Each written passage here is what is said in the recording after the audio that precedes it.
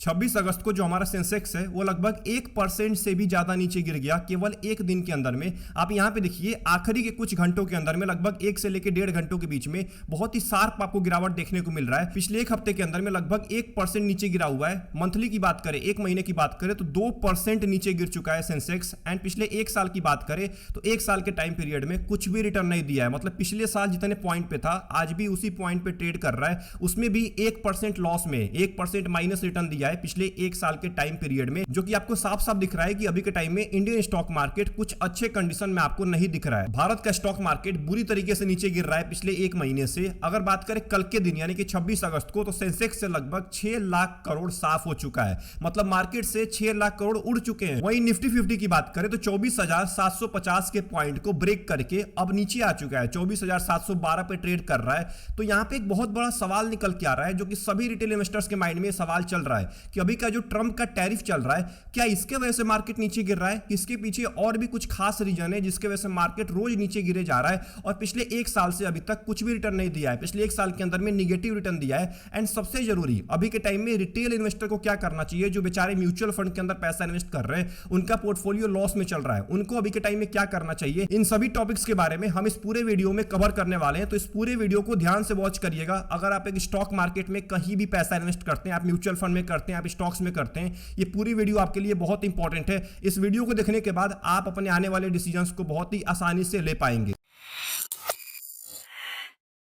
सबसे पहले हम बात कर लेते हैं कि अभी के टाइम में इंडियन स्टॉक मार्केट के अंदर इतनी भारी गिरावट हो क्यों रही है, इसके पीछे का रीजन क्या है। सबसे पहला और सबसे मेजर रीजन है डोनाल्ड ट्रंप का 50% का टैरिफ बॉम्ब। अब देखिए अमेरिका और भारत का ना जो ट्रेड रिलेशन रहा है, ये कुछ खास देखने को आपको नहीं मिला है शुरू से ही। ये बहुत ज्यादा सेंसिटिव रहा है। जब ट्रंप पहली बार प्रेसिडेंट बने थे अमेरिका के 2017 से लेकर 2021 के बीच में, तो उस टाइम पे भी उन्होंने भारत के ऊपर टैरिफ अप्लाई किया था और उस टाइम पे उन्होंने अल्युमिनियम और स्टील वाले प्रोडक्ट के ऊपर उन्होंने टैरिफ अप्लाई किया था। बट अभी के टाइम में 2025 के अंदर में जब वो दोबारा प्रेसिडेंट बने अमेरिका के, और उन्होंने अपना एक कोट फेमस किया है, मेक अमेरिका ग्रेट अगेन, मतलब अमेरिका को पहले रखना चाहते हैं। इसके बाद भी उन्होंने भारत के ऊपर अभी के टाइम में 50% का टैरिफ अप्लाई कर दिया है, जो कि आज से अप्लाई हो चुका है 27 अगस्त से। तो हम यहां पे बैठ के जो डोनाल्ड ट्रंप को बोल रहे थे ना कि एक बहुत ही अच्छे लीडर है, वो भारत में आ चुके हैं, ये सब बेवकूफी वाली बातें हैं। क्योंकि डोनाल्ड ट्रंप केवल अपने फायदे में सोच रहे हैं। उस टाइम पे भी अपने फायदे में सोच रहे थे 2017 से लेकर 2021 के बीच में, और आज के टाइम पे तो अपने बारे में सोच ही रहे हैं, क्योंकि आज के टाइम में उन्होंने लगभग सभी देशों के ऊपर टैरिफ लगाना स्टार्ट कर दिया है। अब जो 50% का टैरिफ अप्लाई हुआ है भारत के ऊपर, इसके वजह से जो इंडियन कंपनीज है जो अमेरिका के अंदर माल बेच रही हैं, मान के चलते हैं कोई इंडियन कंपनी $100 का माल बेचती है अमेरिका को, तो अमेरिका के अंदर वही सामान अब $150 का मिलने वाला है। मतलब अमेरिका के जो बायर हैं, जो लोग हैं, उसी सामान को अब $150 में खरीदेंगे, क्योंकि 50% का टैरिफ अप्लाई हो चुका है। इसके वजह से इंडियन बिजनेस के ऊपर बहुत ज्यादा इंपैक्ट पड़ने वाला है। अब थोड़ा सा हम बात कर लेते हैं कि आखिर में इस टैरिफ अप्लाई होने से भारत के ऊपर क्या इंपैक्ट पड़ सकता है। सबसे पहला इंपैक्ट तो पड़ने वाला है एक्सपोर्ट ओरिएंटेड सेक्टर्स के ऊपर। आपकी स्क्रीन के सामने कुछ सेक्टर्स आपको दिख रहे होंगे जिसके ऊपर अभी के टाइम में टैरिफ अप्लाई किया गया है। सबसे पहले तो आपको टेक्सटाइल्स एंड अपैरल दिखेगा, जिसका लगभग $11 बिलियन का एक्सपोर्ट करता था भारत यूएस को 2024 और 25 के अंदर में, जिसके ऊपर 50% का टैरिफ अप्लाई हो चुका है। श्रिम्प्स की बात करें, यानी कि जो सी फूड्स होते हैं, ये लगभग $2 बिलियन का भारत एक्सपोर्ट करता था यूएस को, इसके ऊपर भी 50% का टैरिफ अप्लाई हुआ है। ऑर्गेनिक केमिकल्स, इसके ऊपर भी 50% का टैरिफ अप्लाई हुआ है। हैंडीक्राफ्ट्स, इसके ऊपर भी 50% का टैरिफ अप्लाई हुआ है। कारपेट्स हो गया, फर्नीचर हो गया, डायमंड्स, गोल्ड एंड ज्वेलरी हो गया, मशीनरी एंड मैकेनिकल एप्लायंसेस हो गया, agriculture, meat and processed food हो गया, steel, aluminium, copper, leather and footwear, इनके ऊपर 50% का टैरिफ अप्लाई किया गया है। जिसमें यहां पे देखिए एक बार, मशीनरी लगभग $6 बिलियन का भारत एक्सपोर्ट करता है यूएस को। डायमंड, गोल्ड, ज्वेलरी लगभग $10 बिलियन एक्सपोर्ट करता है भारत यूएस को 2024 और 25 के अंदर में। अब यहां पे थोड़ा सा नीचे आएंगे व्हीकल्स एंड पार्ट्स के ऊपर, तो यहां पे देखिए लगभग $2.6 बिलियन एक्सपोर्ट करता है, और अभी के टाइम में 25% का टैरिफ अप्लाई किया गया है, ट्रंप टैरिफ जिसको हम बोल रहे हैं। एंड जो 3 सेक्टर्स हैं, pharmaceutical, electronics including smartphones and petroleum products, इन तीनों को एग्जेम्प्ट कर दिया गया है। एक भी परसेंट यहां पे टैरिफ नहीं अप्लाई किया जा रहा है, जो कि लगभग $13 बिलियन भारत एक्सपोर्ट करता है यूएस को फार्मास्यूटिकल। इलेक्ट्रॉनिक्स की बात करें तो लगभग $10.6 बिलियन भारत एक्सपोर्ट करता है है यूएस को। एंड अगर पेट्रोलियम प्रोडक्ट की बात करें तो लगभग $4 बिलियन भारत एक्सपोर्ट करता है यूएस को, जिसके ऊपर अभी के टाइम में कोई भी टैरिफ नहीं अप्लाई किया जा रहा है। अब देखिए जिन सेक्टर्स को एग्जेम्प्ट किया गया है उसके पीछे डोनाल्ड ट्रंप का एक बहुत बड़ा स्वार्थ छुपा हुआ है, क्योंकि अमेरिका के अंदर में दवाइयां बहुत ही महंगी मिलती हैं,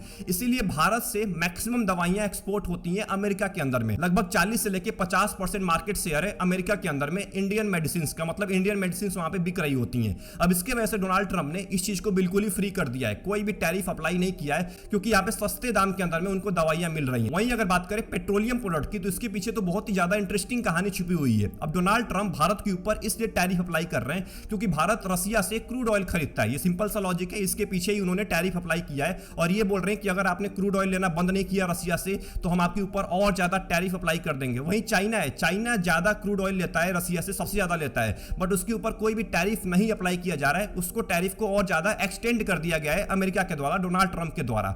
अब देखिए डोनाल्ड ट्रंप क्या करते हैं ना, यहां से पेट्रोलियम प्रोडक्ट अपने देश के अंदर मंगवाते हैं। अब जो पेट्रोलियम प्रोडक्ट है वो कहां से रिफाइन होता है, उसी क्रूड ऑयल से होता है। अब इसके ऊपर इन्होंने टैरिफ अप्लाई कर दिया है, बट अपने देश में मंगाने के लिए कि मेरे देश में पेट्रोलियम प्रोडक्ट है जो रिफाइन होकर जाता है, पेट्रोल डीजल वो जाता है अमेरिका के अंदर में रिफाइन होकर, अच्छे से उसको भारत के अंदर रिफाइन किया जाता है। जैसे रिलायंस हो गया, रिलायंस जो होती है वो एक्सपोर्ट करती है अमेरिका के अंदर में। अब इसके ऊपर डोनाल्ड ट्रंप ने कोई भी टैरिफ नहीं अप्लाई किया है कि मेरे देश के अंदर में सस्ते दाम के अंदर में तेल मिलने वाला है जो कि हम गाड़ियों में यूज कर पाएंगे। तो यहाँ पे बहुत बड़ा एक दोगलापन छुपा हुआ है, बहुत बड़ा एक स्वार्थ छुपा हुआ है इसके पीछे, टैरिफ के पीछे। ये कोई टैरिफ इसलिए नहीं लगाया जा रहा है कि भारत जो है अमेरिका के ऊपर ज्यादा टैरिफ अप्लाई करता है, इसके वजह से टैरिफ नहीं लगाया जा रहा है। ये केवल एक रीजन से टैरिफ लगाया जा रहा है, जियोपॉलिटिकल टेंशन। यहाँ पे डोनाल्ड ट्रंप का मानना है कि भारत जो है वो रसिया को फंड कर रहा है और रसिया उस पैसे को यूज कर रहा है यूक्रेन के वॉर में, सीधी सी बात है, इसके वजह से टैरिफ पे टैरिफ अप्लाई किया जा रहा है। दूसरा इंपैक्ट पड़ेगा जॉब्स और इकोनॉमी के ऊपर। अब देखिए जब एक्सपोर्ट नीचे गिरता है, जब मान के चलते हैं एक्सपोर्ट नीचे गिरेगा, उसके वजह से जो इंडिया की कंपनीज है वो अपने प्रोडक्शन को और ज्यादा कट करेंगी। जब प्रोडक्शन कट किया जाएगा तो जॉब्स जाने के चांसेस बहुत ज्यादा बढ़ जाते हैं, मतलब जॉब्स के जाने के रिस्क और ज्यादा बढ़ जाएगा, मैक्सिमम लोगों के जॉब्स चले जाएंगे। दूसरा इंपैक्ट पड़ेगा ग्रोथ रेट के ऊपर। अब देखिए जीडीपी का बहुत ही बड़ा हिस्सा एक्सपोर्ट से आ रहा होता है और जब टैरिफ पे टैरिफ अप्लाई किया जा रहा है तो इससे एक्सपोर्ट पे बहुत ज्यादा इंपैक्ट पड़ने वाला है और एक्सपोर्ट पे इंपैक्ट पड़ेगा तो निगेटिव इंपैक्ट पूरे के पूरे जीडीपी के ऊपर भी पड़ने वाला है। एंड जो तीसरा इंपैक्ट पड़ेगा मार्केट सेंटीमेंट के ऊपर, जो कि सबसे इंपॉर्टेंट है अभी के टाइम में, जिसके वजह से हमारा मार्केट नीचे गिरे जा रहा है।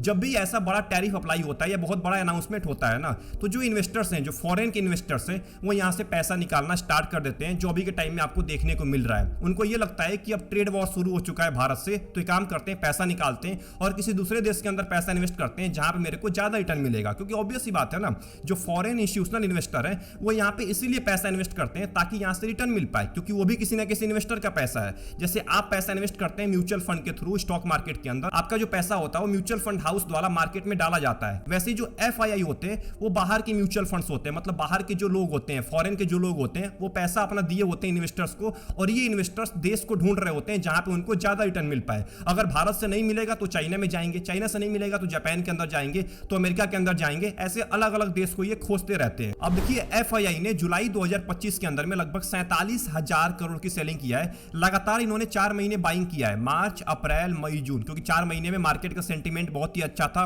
उधर टैरिफ का भी पॉज लग गया था, इसके वजह से मार्केट सेंटीमेंट और अच्छा हो गया था। इसके वजह से एफआईआई ने दबा के बाइंग किया था। डीआई तो हर महीने बाइंग कर रहे होते हैं, बट एफआईआई ने बहुत ही बढ़िया बाइंग किया था 4 महीने के अंदर में। बट पिछले 2 महीने से जुलाई 2025 में 47,000 करोड़ की सेलिंग है एंड अगस्त 2025 के अंदर में लगभग अभी तक 34,700 करोड़ की सेलिंग हो चुकी है एफआईआई की। वहीं डीआई ने लगभग 76,000 करोड़ की बाइंग किया है एंड पिछले महीने लगभग 60,000 करोड़ की बाइंग किया था। यानी कि रिटेल इन्वेस्टर्स तो पैसा इन्वेस्ट कर रहे हैं, बहुत ही दबा के पैसा इन्वेस्ट कर रहे हैं, बट बाहर के इन्वेस्टर अभी के टाइम में भारत से पैसा निकाल रहे हैं। अब देखिए एफआईआई की सेलिंग भी एक बहुत ही बड़ा मेजर रीजन है अभी के टाइम में इंडियन स्टॉक मार्केट को नीचे गिराने का, क्योंकि डीआई कितना भी पैसा इन्वेस्ट कर ले, 60,000 करोड़ कर ले, 1 लाख करोड़ कर ले, कोई उससे बड़ा इंपैक्ट नहीं पड़ता है इंडियन स्टॉक मार्केट में। बट अगर एफआईआई कुछ पैसा भी इन्वेस्ट करते हैं ना मार्केट के अंदर में, उससे बहुत ज्यादा इंपैक्ट पड़ता है इंडियन स्टॉक मार्केट के ऊपर, उससे मार्केट में एक तेजी देखने को मिलता है। और जब 1 महीने के अंदर में 40,000 करोड़ 50,000 करोड़ निकाला जा रहा है तो यहाँ पे ऑब्वियस सी बात है मार्केट नीचे गिरने वाला है, तो ये भी सबसे बड़ा रीजन है अभी के टाइम में मार्केट को नीचे गिराने का। अब बात करते हैं तीसरे पॉइंट के बारे में, जिसका नाम है रूपी डेप्रिसिएशन। रूपी डेप्रिसिएशन भी एक बड़ा रीजन है इंडियन स्टॉक मार्केट को नीचे गिराने का। अभी के टाइम में इंडियन रूपी की वैल्यू डॉलर के अगेंस्ट में लगभग 87.69 रुपए के आसपास चल रही है।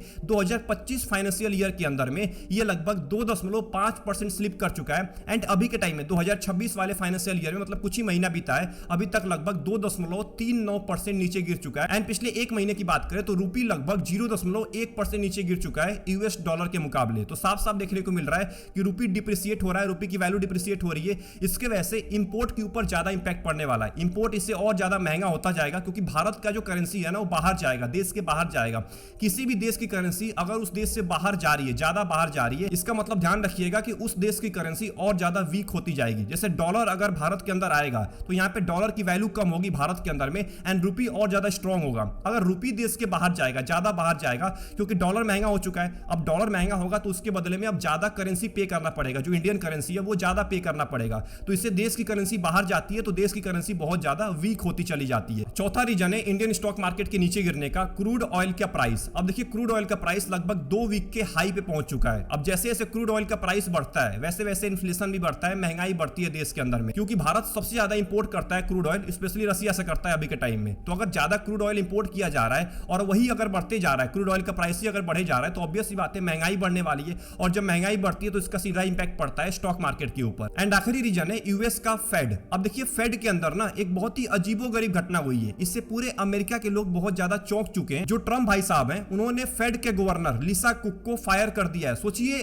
फेड के गवर्नर को एक प्रेसिडेंट ने फायर कर दिया है। अब इसके वजह से एक बहुत बड़ा सवाल उठ रहा है फेड के इंडिपेंडेंस के ऊपर कि फेड एक इंडिपेंडेंस ऑर्गेनाइजेशन है या ट्रम्प के अंदर में काम कर रही है। ये उनके देश के लोग सवाल उठा रहे हैं अभी के टाइम में। अब अगर फेड के अंदर ये चीजें होंगी तो ऑब्वियस सी बात है स्टॉक मार्केट के ऊपर इंपैक्ट तो पड़ेगा ही पड़ेगा। तो ये तो हमने बात कर लिया जिसके वजह से अभी के टाइम में इंडियन स्टॉक मार्केट नीचे गिर रहा है या आने वाले दिनों के अंदर में नीचे गिर सकता है। अगर ये सारी चीजें अच्छी होती है, सेंटीमेंट अच्छा होता है, ये सब चीजें पॉजिटिव वे में जाती हैं तो मार्केट ऊपर जाता हुआ आपको दिख सकता है। अब हम बात करने वाले हैं सबसे इंपॉर्टेंट क्वेश्चन के बारे में कि अभी के टाइम में रिटेल इन्वेस्टर्स को क्या करना चाहिए, म्यूचुअल फंड के इन्वेस्टर्स को अभी के टाइम में क्या करना चाहिए। तो सबसे पहले तो आपको पैनिक बिल्कुल नहीं होना है। इन चीजों को देखने के बाद, इन न्यूज को सुनने के बाद आपको पैनिक नहीं होना है कि 50% का टैरिफ लग गया या ये हो गया वो हो गया। इससे आपको पैनिक होकर अपने इन्वेस्टमेंट को सेल नहीं करना है। अगर आपने सेल कर दिया इस टाइम के अंदर में जब मार्केट नीचे गिरा हुआ है तो आप बहुत ज्यादा पछताने वाले हैं आने वाले सालों के अंदर में, क्योंकि यही काम किए थे 2020 के अंदर में बहुत सारे लोगों ने, 2022 के अंदर में बहुत सारे लोगों ने, और आज के टाइम में पछता रहे होते हैं कि काश में पैसा नहीं निकाला होता है। क्योंकि अभी के टाइम में आप बहुत ज्यादा यूनिट्स को मिस कर देंगे अगर आप इस टाइम पे सेल करेंगे। दूसरा इंपॉर्टेंट है अभी के टाइम में आपको एसआईपी के ऊपर ज्यादा भरोसा दिखाना है। आपको लमसम से थोड़ा सा दूर रहना है अभी के टाइम में, क्योंकि मार्केट का कोई भरोसा नहीं है। कब मार्केट नीचे गिर जा रहा है, कब ऊपर चला जा रहा है, कब ट्रम्प का दिमाग घूम गया, बोले कल ये हो जाएगा तो कल और मार्केट नीचे गिर जाएगा। तो अभी के टाइम में लमसम से थोड़ा सा बच के रहना है। एसआईपी करिए, एसआईपी आप हर महीने करिए। हर महीने एसआईपी करेंगे अभी के टाइम में ना तो आपको ज्यादा यूनिट्स मिलेगा, अभी के टाइम में आप ज्यादा फायदा उठा पाएंगे। तीसरा पॉइंट है अपने एसेट एलोकेशन को एक बार ध्यान से चेक करिए। अभी के टाइम में अगर आप पूरा का पूरा पैसा उठा के इक्विटी मार्केट में इन्वेस्ट कर रहे हैं तो इसमें कोई गलत बात नहीं है, लेकिन कुछ पोर्शन अभी के टाइम में आप गोल्ड और सिल्वर में भी इन्वेस्ट करिए। जिससे आपको फायदा क्या होगा कि जब मार्केट और नीचे गिरेगा ना तो गोल्ड से कम आपको रिटर्न मिलता रहेगा। वहां पे जो पैसा आपने इन्वेस्ट करके रखा हुआ है वो थोड़ा सा सेफ रहेगा स्टॉक मार्केट के मुकाबले, वहां पर रिटर्न आपको मिलता रहेगा। चौथा पॉइंट है डाइवर्सिफिकेशन। अभी के टाइम में आपको बचना है उन सेक्टर में इन्वेस्ट करने से जहां पे एक्सपोर्ट का ज्यादा एक्सपोजर है, मतलब ज्यादा वो कंपनीज या सेक्टर ज्यादा एक्सपोर्ट के ऊपर डिपेंडेंट है, उनसे थोड़ा सा बच के रहना पड़ेगा। अभी के टाइम में आप जो एवरग्रीन फंड्स हैं, large cap, mid cap, small cap, flexi cap, इन पे ज्यादा भरोसा दिखाइए। सेक्टोरल फंड के ऊपर ज्यादा भरोसा मत दिखाइए, क्योंकि अभी के टाइम में उनमें ज्यादा गिरावट आपको देखने को मिल सकता है, क्योंकि लगभग सभी सेक्टर्स के ऊपर आपको टैरिफ देखने को मिल रहा है। केवल फार्मास्यूटिकल, इलेक्ट्रॉनिक्स और पेट्रोलियम प्रोडक्ट को छोड़ के लगभग सभी सेक्टर्स के ऊपर जो यूएस में एक्सपोर्ट होता है उनमें सभी के ऊपर टैरिफ अप्लाई किया गया है, तो इससे ज्यादा इंपैक्ट पड़ सकता है। इसीलिए एवरग्रीन म्यूचुअल फंड्स के ऊपर ज्यादा फोकस करिए। एंड आखिरी पॉइंट है short term versus long term. अब देखिए बहुत सारे लोगों का शॉर्ट टर्म का गोल होता है, बहुत सारे लोगों का लॉन्ग टर्म का गोल होता है। शॉर्ट टर्म यानी कि 1 साल, 2 साल, 3 साल, 4 साल, 5 साल, मतलब 5 साल से कम टाइम का गोल है तो हम उसको शॉर्ट टर्म बोल सकते हैं। तो अगर आपका शॉर्ट टर्म का गोल है तो अभी के टाइम में आपको इक्विटी मार्केट में जाने से बचना पड़ेगा। अभी के टाइम में आपको इक्विटी मार्केट में पैसा नहीं इन्वेस्ट करना है। आप डेट में जा सकते हैं, गोल्ड के अंदर भी पैसा इन्वेस्ट कर सकते हैं, मतलब अभी के टाइम में आप सेफर एसेट में जा सकते हैं, बट आपको इक्विटी मार्केट से बच के रहना है। बट अगर आपका टाइम हॉरिजन 5 साल से ज्यादा है, 5 साल, 7 साल, 10 साल, 15 साल, 20 साल है, तो आप इक्विटी मार्केट में पैसा इन्वेस्ट करिए, बट अपना लंबे टाइम का विजन रखिए। पैनिक होकर पैसा मत निकालिएगा, ये मैं आपसे रिक्वेस्ट करता हूं। अगर आपने पैसा निकाल लिया अभी के टाइम में तो आपको यूनिट सस्ते दाम के अंदर में नहीं मिलेंगे। अगर आप एंट्री करेंगे बुल मार्केट के अंदर में तो वही होगा फिर कि आपको महंगे दाम के अंदर में यूनिट मिलेंगे, जिससे आपका कुछ फायदा नहीं होने वाला है, उल्टा आपका लॉस ही होगा। तो आई होप आपको ये पूरी वीडियो पसंद आई होगी। इस पूरे वीडियो के अंदर मैंने आपको समझाने की कोशिश किया है कि अभी के टाइम में इंडियन स्टॉक मार्केट क्यों नीचे गिर रहा है, उसके पीछे के मेजर रीजंस क्या है, एंड अभी के टाइम में रिटेल इन्वेस्टर जो स्पेशली म्यूचुअल फंड के इन्वेस्टर्स हैं उनको अभी के टाइम में क्या करना चाहिए ये भी मैंने आपको बता दिया है। अगर आपके माइंड में कोई भी डाउट चल रहा है तो कमेंट बॉक्स खाली पड़ा हुआ है, कमेंट बॉक्स के अंदर टाइप करना मत भूलिएगा। चैनल को सब्सक्राइब करना मत भूलिएगा। ऐसी इंपॉर्टेंट वीडियोज आपके लिए आती रहती है इस चैनल के ऊपर, तो सब्सक्राइब करना मत भूलिएगा। वीडियो को लाइक कर दीजिएगा। मिलते हैं अगले इंपॉर्टेंट वीडियो के अंदर। अपना ध्यान रखिए। Best of luck. Take care.